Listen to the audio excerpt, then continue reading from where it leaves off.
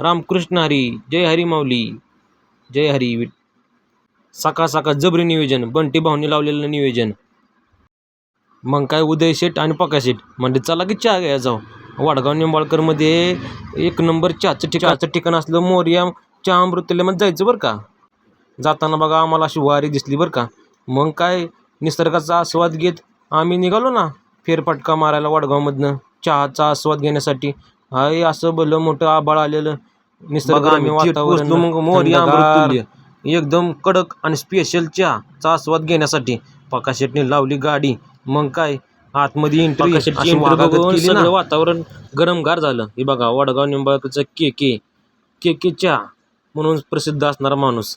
मग काय केकेनी भरला ना गरम गरम चहा. अहो या चहाची क्वालिटी जिभेवर नुसती रेंगळत असते बघा. एक नंबर चहा केकेनी बनवलेला हा चहा पिऊन बघा प्रसिद्ध असा मोरया अमृततुल्यचा आस्वाद घेतला.